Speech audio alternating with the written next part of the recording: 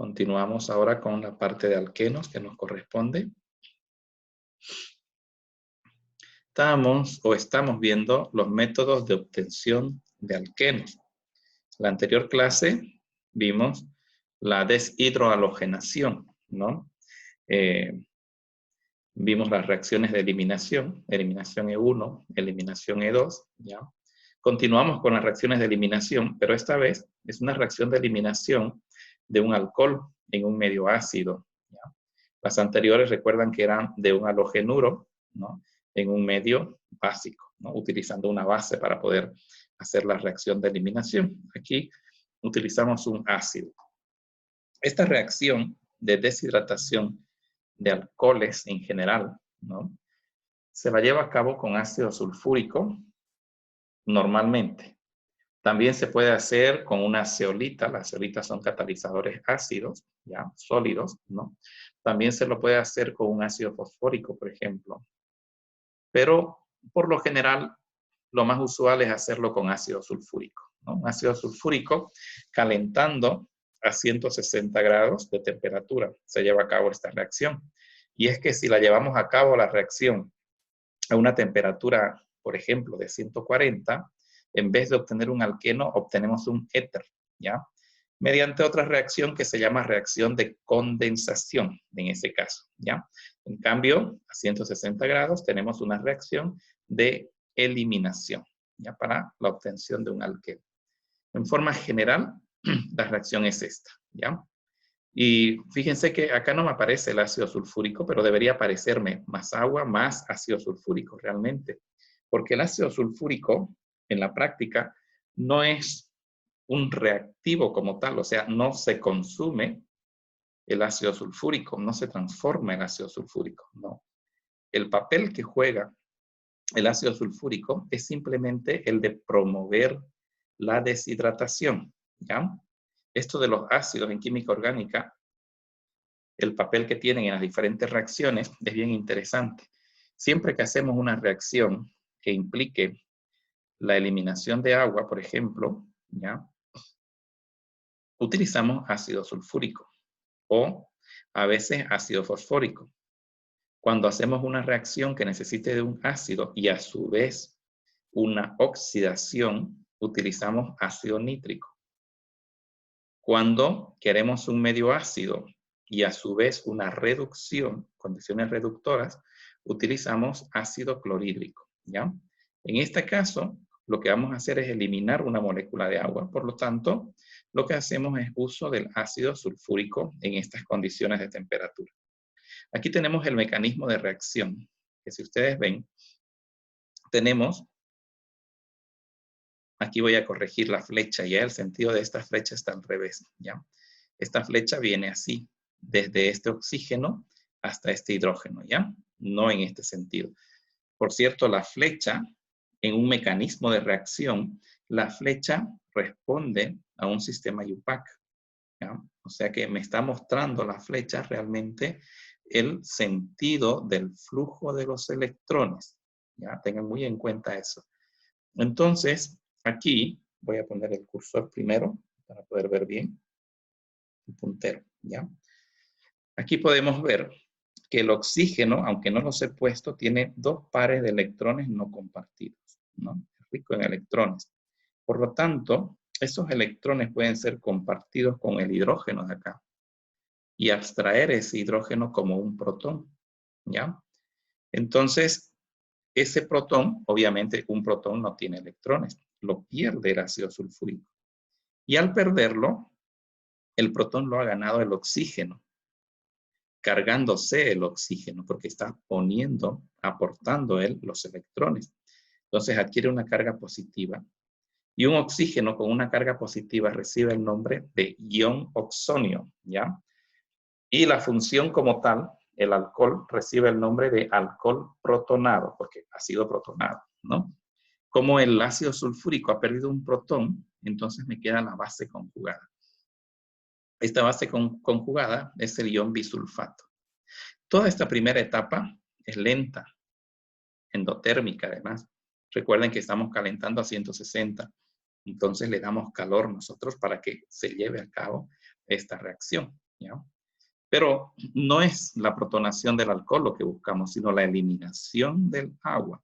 Entonces, fíjense ustedes que el agua es un buen grupo saliente, por lo tanto el agua abandona este sistema, llevándose estos dos electrones para quedar como agua neutra. Este enlace donde estoy señalando son dos electrones, ¿no? Se quedan con el oxígeno y entonces se va el agua, dejándonos un déficit de electrones en este carbono, un carbocatión, ¿no? Entonces, una vez que se ha formado el carbocatión, este tiene que reaccionar inmediatamente con alguien que le aporte los electrones, ¿ya? Ese alguien que le aporte los electrones tiene que estar en el mismo medio de la reacción. Y ese alguien es esta base, el ion bisulfato, ¿no? De alguna manera tiene que el ion bisulfato ir y reaccionar con este, ¿ya? Con este, a ver aquí, sí está bien. 1, 2, 3, 4 están bien, ¿no? La cantidad de carbonos es este de acá. Fíjense ustedes que tiene este carbono, tiene 3 hidrógenos. Es un carbono beta. Este otro tiene 2 hidrógenos, ¿no? Entonces, ¿de dónde va a sacar el bisulfato, el hidrógeno, el protón? Del carbono beta que tiene menos hidrógenos, ¿de acuerdo? ¿Por qué? Porque ese me va a llevar a la formación del alqueno más estable. Entonces, fíjense que va el bisulfato por este hidrógeno, se lo lleva en forma de protón, y por eso es que se forma nuevamente el ácido sulfúrico, se regenera el ácido sulfúrico, ¿no? Y estos dos electrones que están uniendo al carbono con el hidrógeno son empleados en formar el doble enlace, ¿ya? Y de esa manera obtenemos el alqueno. Entonces, como ven, es un mecanismo muy interesante, una eliminación típica, pero no una eliminación similar a la que hemos estudiado antes, sino que en este caso es mediante un medio ácido, ¿no? Es una deshidratación promovida por el ácido sulfúrico. Y el alqueno que se obtiene tendrá orientación de Zaitsev, ¿no? Pero hay un detalle, se están formando carbocationes. Y cuando se forman carbocationes, se puede tener el problema de la isomerización. Aquí en este ejemplo no, porque si la carga está aquí o está aquí, da igual, ¿no? Son equivalentes los dos. Pero en el momento en que se da la posibilidad de obtener un carbocatión terciario, se obtendrá el terciario, siempre más estable, ¿ya? Entonces ahí vamos a tener que hablar de reordenamientos. Veamos la reacción acá, en estos ejemplos. Tenemos aquí el alcohol isobutílico, se va el OH, junto con el hidrógeno de acá, ¿no? Y se forma el isobutileno. Tenemos aquí este hidroxilo que se tiene que ir con un hidrógeno o de aquí o de aquí, ¿sí? Aquí hay 2, aquí hay 1. Entonces se va de donde va a salir el hidrógeno del carbono que tenga menos hidrógenos. Como este tiene solo 1, se va de aquí y el doble enlace se forma ahí. ¿Por qué? Porque de esa manera se obtiene el alqueno más estable, ¿ya? Ven este ciclohexanol, metilciclohexanol, nos lleva a un metilciclohexeno, ¿ya? Aquí tenemos 2 hidroxilos, ¿ya? El primero sale con este hidrógeno vecino y forma aquí el enlace doble. El segundo sale con este hidrógeno vecino y forma aquí el enlace doble, como lo estamos viendo. Y se están eliminando entonces 2 equivalentes de agua. No sé si tienen problemas para identificarlos. Todos los alquenos que se forman tienen una orientación de Zaitsev. Quiere decir que siguen la regla de Zaitsev, ¿no? O si lo quieren ver de otra manera, forman el alqueno más estable. Y el alqueno más estable, tal cual lo hemos visto en el punto segundo o tercero de esta unidad, segundo, ¿no? El alqueno más estable es aquel más sustituido, ¿no? Bueno, otro método, no sé si hay alguna pregunta aquí referida a esto, ¿se entiende? ¿No se entiende? ¿Qué me dicen? Son ejercicios ya estos de aplicación. ¿Alguien tiene alguna pregunta?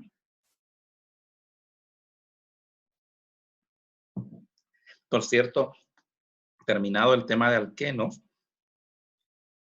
y probablemente el de alquinos más, sí, terminados los 3 temas, vamos a dedicar 1 o 2 clases solo a hacer ejercicios, ¿de acuerdo? De alcanos, alquenos y alquinos.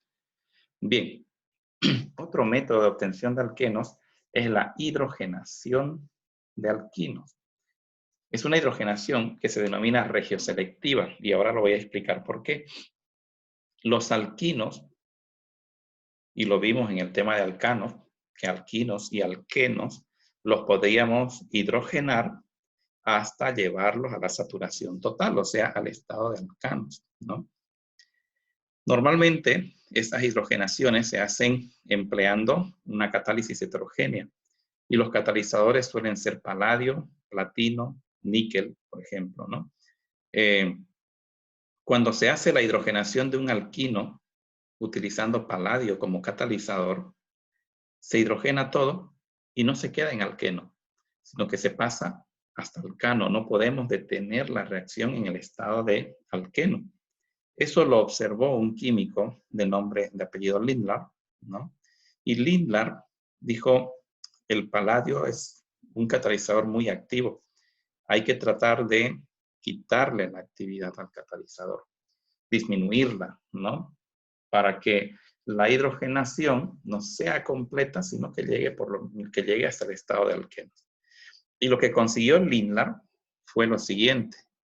Utilizó el mismo paladio, pero soportado en sulfato de bario. También hay una variante de este catalizador, que es en acetato de plomo, por si acaso, ¿ya? Puede estar paladio en sulfato de bario o paladio en acetato de plomo, pero siempre el catalizador envenenado con quinoleína. Envenenado, entre comillas, es un término que se utiliza en catálisis y que hace referencia a que le hemos reducido al catalizador esa capacidad catalítica que tiene, ¿ya? Entonces, a veces lo van a ver así, a veces lo van a ver con acetato de plomo, o a veces lo van a ver simplemente con el nombre del catalizador de Lindlar, ¿ya? Pero bueno, lo interesante es que Lindlar observó que el alqueno que se obtiene con un 100% de rendimiento y de pureza, ¿no? Es el alqueno cis. Entonces, cuando se parte de un triple enlace interno, ¿no? Cuando es un triple enlace que está en un extremo, no pasa nada, si no hay isomería geométrica. Pero cuando hay isomería geométrica, se obtiene selectivamente el isómero cis, ¿ya? Vean ustedes que eso es un gran logro porque se tiene la opción de obtener el isómero cis o de obtener el isómero trans. Y de las dos posibilidades, en vez de obtener una mezcla, se obtiene uno de ellos, ¿no? Y eso ocurre porque en realidad el alquino es absorbido sobre la superficie del catalizador, igual que el hidrógeno. Ambos quedan sobre la superficie y por lo tanto la única cara que tiene el hidrógeno para poder unirse es la cara que queda libre. Y como queda la cara libre, esta cara, la otra está pegada, hagan de cuenta que este es el catalizador y el alquino se quedó ahí. Entonces el hidrógeno solo viene por esta cara de adelante y se une. De esa manera es que forma exclusivamente el isómero cis, ¿ya? Se llaman reacciones regioselectivas o estereoselectivas cuando se tienen este tipo de reacciones. Bueno, pero ¿y entonces cómo podemos obtener el trans? Ya no mediante una catálisis heterogénea con paladio, porque hemos visto que va directamente a obtenerse el isómero cis. Entonces se planteó una hidrogenación más o menos indirecta, ¿ya? En la cual a baja temperatura, porque es con amoníaco líquido, el amoníaco líquido como disolvente, ¿ya? Si le ponemos un metal muy activo como el sodio, por ejemplo, puede ser litio también, o potasio, pero esta reacción se lleva a cabo con sodio por el costo y demás. El sodio es un metal alcalino muy, pero muy activo, que si bien sabemos nosotros que el amoníaco es una base, ¿no? Lo sabemos eso, pero el sodio es tan alcalino que tiene la capacidad de quitarle un protón al amoníaco. O sea que el amoníaco Si está cediendo un protón, se está comportando ya no como una base, sino como un ácido de Bronsted, ¿no? Formando el amiduro sódico, pero liberando hidrógeno. Al liberar el hidrógeno, ¿no? In situ, en el mismo sitio de la reacción, ese hidrógeno reacciona con el triple enlace, ¿ya? Como esto es plano, lineal, entonces puede entrar o por la cara anterior o por la cara posterior, uno a uno. Por eso es que el hidrógeno, ¿no?, entra por una cara y por la otra. Y se obtiene selectivamente el isómero trans. Entonces vemos que la hidrogenación de alquinos es una hidrogenación selectiva, ¿no? Si utilizo el catalizador de Lindlar, obtengo el alqueno cis. Si utilizo sodio en amoníaco, obtengo el alqueno trans, ¿no? Son los métodos de obtención de alquenos a partir de un alquino. Luego vamos a hacer reacciones con ejercicios de estos, ¿no? Pero esa es la explicación de la forma de obtención. Entonces, fíjense que hemos visto 5 métodos de obtención de alquenos, ¿ya?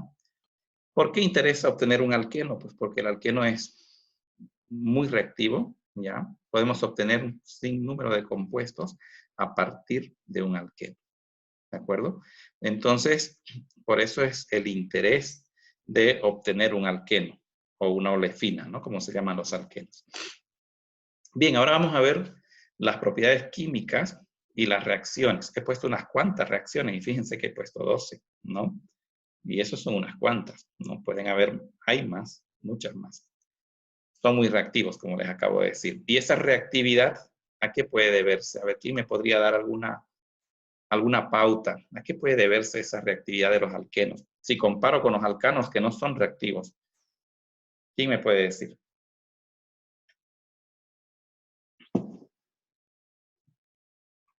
¿Mm? Al doble enlace, ¿no? Esos electrones pi son los que le dan la reactividad a los alquenos. Algo que no tienen los alcanos, porque recuerden que los alcanos tienen únicamente enlaces sigma, ¿no?, que son muy fuertes. En cambio, estos tienen enlaces pi también, que son bastante móviles, bastante reactivos, ¿no? Y pueden experimentar reacciones de adición, por ejemplo, como también reacciones de oxidación, los alquenos. Así que vamos a ver inicialmente algunas reacciones de adición y luego otras reacciones que son más de oxidación. Pero incluso, de acuerdo a la posición del doble enlace, pueden también tener reacciones de sustitución, ¿ya? Empezaremos con la reacción más sencilla que la hemos visto en el tema de alcanos, que es la hidrogenación. Es una reacción de adición, ¿no? Se adiciona un equivalente de hidrógeno por cada enlace doble. Utilizamos platino, paladio o níquel como catalizador, ¿no? Y obtenemos alcanos. Esta reacción la estudiamos en el tema de alcanos, por eso es que no hago mayor explicación de ella, ¿no? Es simplemente una adición a saturación total, ¿ya? Bueno, veamos ahora la adición de halógenos. Los halógenos, cloro, bromo, yodo, pueden adicionarse al enlace doble, ¿ya? Como pueden ver aquí, entra un equivalente de halógeno por cada enlace doble. O sea, 1 para este enlace doble. Si hay 3 enlaces dobles, 3. ¿De acuerdo? Un enlace doble, 1. La adición de los halógenos tienen una estereoquímica muy particular. Se denomina adición anti. Un halógeno entra por una cara y el otro halógeno entra por la otra cara, ¿ya? Y eso nos lleva a la formación normalmente de una mezcla de productos, que es una mezcla de isómeros. Nosotros no vamos a entrar en el detalle de la estereoquímica de la reacción. Ponemos únicamente aquí el cloro y el cloro, sin especificar si van a haber estereocentros o no. Pero ya, hilando muy fino, tenemos que ver que sí, realmente se obtiene una mezcla de productos, como se puede ver aquí, ¿no? Vean aquí, en el ciclo alqueno, un bromo entra por una cara y el otro por la cara posterior. Y entonces obtengo el trans, ¿ah? Pero vean, cuando tengo más de un enlace doble, ¿ya? En cada uno de ellos existe que entra por una cara y que entra por la otra. Y por lo tanto vamos a tener toda una combinación en función a la cantidad de enlaces dobles que tenga y una mezcla bastante compleja de productos. Y esa mezcla la representamos así. Por cada enlace doble, un equivalente, ¿de acuerdo?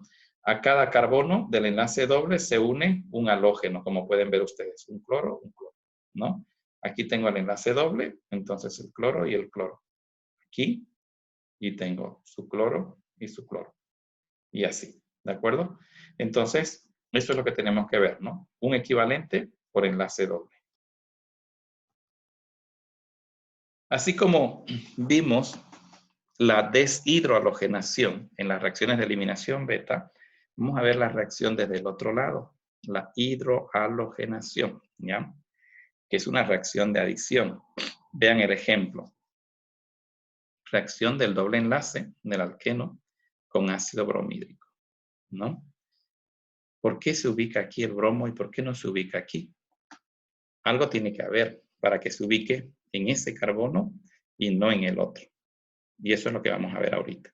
Miren su mecanismo de reacción para tratar de explicar por qué se une en este carbono y por qué no se une en este, ¿ya?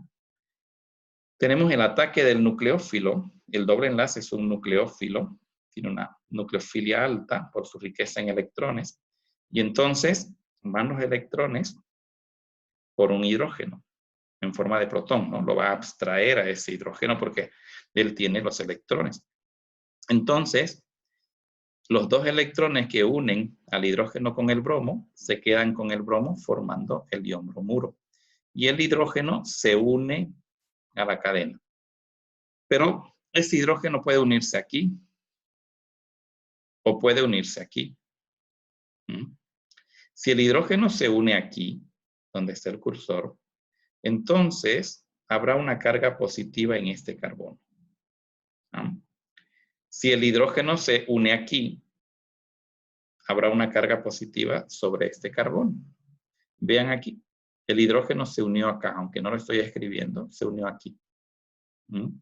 Por lo tanto, se ha desarrollado una carga positiva en este carbono, un ion carbenio, un tipo de carbocatión. Y ese es un ion carbenio secundario. Pero si hubiese sido al revés, si el hidrógeno se hubiese venido aquí, la carga positiva estaría aquí, donde está el cursor. Y tendría un ion carbenio primario. Miren, ¿por qué primario? Porque este carbono, que portaría la carga en todo caso, está unido solo a otro carbono, a uno. ¿Por qué es secundario el que hay aquí? Porque él, el que lleva la carga, se une a ¿cuántos carbonos estamos viendo? A 1, a 2. ¿De acuerdo? Secundario. Si se une a 3, será terciario. ¿Ya? Y la estabilidad de los carbocationes varía de esta manera. El terciario es el más estable. Le sigue el secundario y luego el primario, el menos, ¿no? Entonces, cuando existe la posibilidad de formar uno u otro, siempre la termodinámica de la reacción me lleva a la formación del más estable.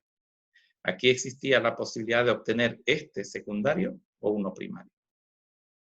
La termodinámica me dice que el secundario es el más estable, por lo tanto, se va a formar el carbocatión secundario, ¿no?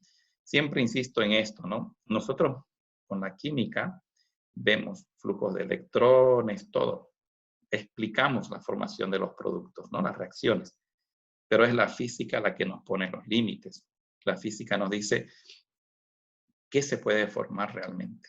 Y cuando digo física me estoy refiriendo a la termodinámica, ¿no? Entonces, fíjense que se forma este carbocatión por ser el más estable en comparación al primario. Una vez que se ha formado ese carbocatión, esta es una etapa lenta, la primera, ¿ya? Viene la segunda etapa, que es una etapa rápida. Por cierto, esto se ha desconfigurado un poco. Aquí corresponde etapa rápida exotérmica, corresponde aquí, ¿no?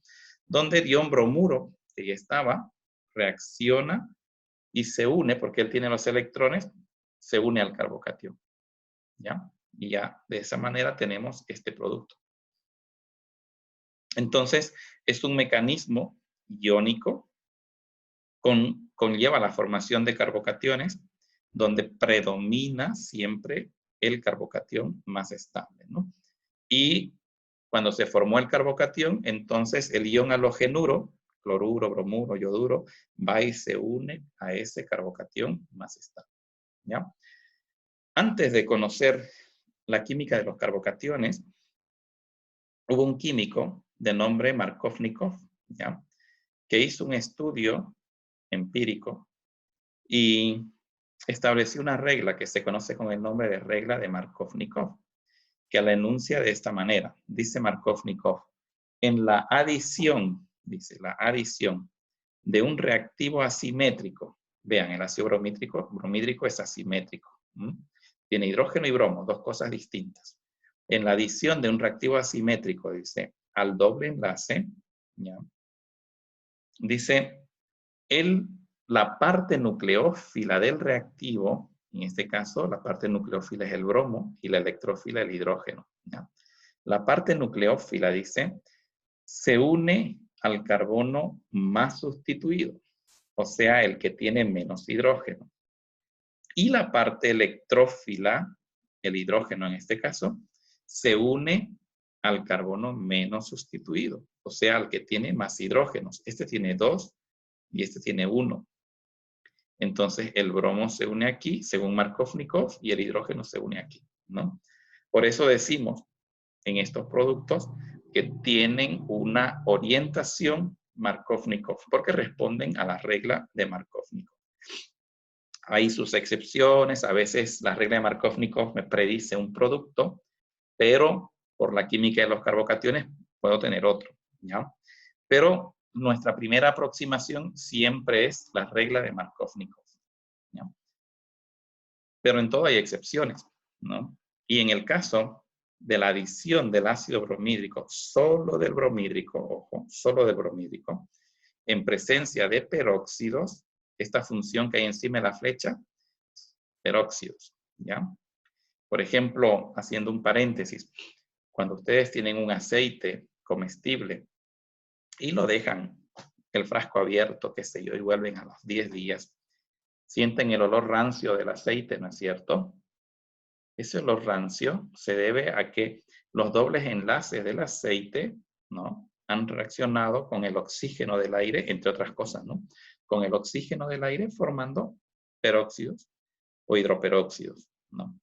Entonces, a eso se debe esa rancidez, ¿de acuerdo? Pero los podemos obtener también, los peróxidos. De hecho, peróxidos podemos comprar hasta en una ferretería aquí, ¿no? El peróxido de benzoil o el peróxido de butilo se compran acá con otros nombres, pero se consigue, ¿ya? Y no es necesario que esté en cantidades grandes en una reacción. Gotitas, o sea, partes por millón, por ejemplo, podrían estar de peróxido. Cantidades catalíticas. Lo importante es que exista la presencia del peróxido, porque si no hay el peróxido, esto va a ser una reacción Markovnikov, ¿no? Y esto lo estudió este químico, Karash, ¿no? Dijo, ¿por qué se forman siempre, según Markovnikov, por qué no se puede formar anti-Markovnikov? O sea, todo lo contrario a lo que promueve Markovnikov, ¿no? Y encontró que cuando existen trazas quiere decir cantidades muy pequeñas de peróxidos, pero solo con el ácido bromídrico, no con el clorhídrico, no con el yodhídrico, el producto que se obtiene tiene una orientación diferente, anti-Markovnikov. ¿Por qué? Es una reacción muy distinta, es una reacción que se da mediante la formación de radicales libres. Siempre que tenemos peróxidos, cualquier tipo de peróxido en una reacción, tenemos que pensar inmediatamente que esa reacción va a darse mediante la formación de radicales libres, ¿de acuerdo? Entonces, ¿qué es lo que ocurre? Que inicialmente el peróxido sufre una ruptura homolítica, una homólisis, se parte en dos, digamos, y forma esta especie muy activa, ¿ya?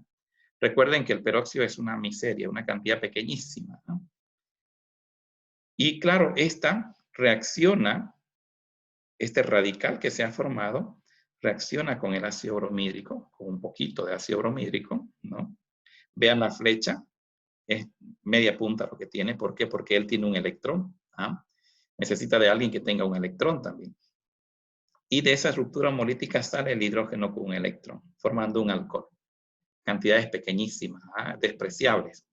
Más, aquí está lo fundamental, me han formado esta especie activa, un radical bromo, en una cantidad pequeña. Pero si hubiese ácido clorhídrico o si hubiese ácido iodídrico, esta reacción no se da. Está termodinámicamente impedida. La única que está termodinámicamente favorecida es la reacción del ácido bromídrico, ¿ya? Entonces, una vez que se formó este radical, empieza a reaccionar con el alqueno en una etapa que se denomina propagación. Vean que son reacciones radicalarias. Va un electrón. Él tiene un electrón, necesita de alguien que tenga otro, que sale del doble enlace. Entonces, con un electrón se une y el otro electrón se queda en el carbono, ¿ya? Si se une el bromo aquí donde lo ha hecho, se forma este radical aquí. Si se uniese el bromo aquí, donde está el puntero, el radical se formaría aquí. Y claro, aquí es secundario, aquí es primario. Y al igual que en los carbocationes, la estabilidad de los radicales libres varía. Terciario más que el secundario y el secundario más que el primario. ¿De acuerdo? Entonces forma el radical libre más estable. En este caso el secundario. ¿Ya? Logrando que se una el bromo a este carbono. Ahora que se ha formado este radical, en la misma etapa estamos de propagación. Recuerden que son cantidades muy pequeñas. ¿Ya? Reacciona con más ácido bromídrico y forma el producto. Más radical bromo. Radical bromo que reacciona con más alqueno, forma más de este radical, que reacciona con más ácido bromídrico y forma más producto. Y así todo un ciclo. Y empieza esa reacción y se dispara, ¿no? Exponencialmente. ¿Hasta cuándo? Hasta que ya no hay especies activas. Ya casi no quedan. Cuando ya casi no quedan, pueden reaccionar entre ellas, por ejemplo, y formar este producto, pero es una cantidad despreciable, pequeña, ¿no? O esto, ¿ya? Entonces, tenemos la etapa de iniciación, propagación y terminación, como en todo mecanismo radicalario. Entonces, el producto, cuando es la adición de ácido bromídrico en presencia de peróxidos, el producto tiene una orientación contraria a Markovnikov, ¿ya? Aquí tenemos algunos ejemplos. Vean ustedes este alqueno con ácido bromídrico. Le pongo exceso porque siempre está en exceso el ácido hidracio, siempre lo ponemos en exceso, ¿ya? En presencia de peróxidos. Si es en presencia de peróxidos, entonces va a ser anti-Markovnikov. Quiere decir que el bromo se une aquí y se une aquí, como lo estamos viendo acá. Anti-Markovnikov. Si no hay peróxidos, si no hay peróxidos, entonces la orientación va a ser Markovnikov. El bromo se uniría aquí y aquí, como lo ven, ¿sí? Donde está el carbono más sustituido, o sea, el que tiene menos hidrógeno. Aquí tengo con ácido clorhídrico, ¿ya? Con ácido clorhídrico, dobles enlaces, y el cloro se une aquí, aquí y aquí, según Markovnikov. Y con ácido iodídrico, ¿no? Siempre al carbono más sustituido. ¿De acuerdo? Entonces, fíjense que en las adiciones, y de aquí en adelante estará así, serán Markovnikov y también habrán algunas anti-Markovnikov. ¿Ya? No sé si le han captado a esto. Hoy vamos a avanzar hasta aquí, son varias reacciones. Vamos a avanzar el viernes el resto de las reacciones. ¿Ya? Las otras son mucho más sencillas, pero no quiero cansarlos. ¿Tienen alguna pregunta hasta acá? ¿Nada? Les voy a ir pasando un práctico de alcanos y alquenos para que vayan resolviendo, ¿no? Y conforme lo van haciendo, entonces me van a ir haciendo preguntas tanto en el foro como por WhatsApp, ¿no? Saben que se las voy a responder. Bueno, lo dejamos aquí entonces, ¿ya? Por ahora. Ya, ingeniero. Hasta luego. Hasta luego. Sí. Hasta luego. Hasta luego. Hasta luego.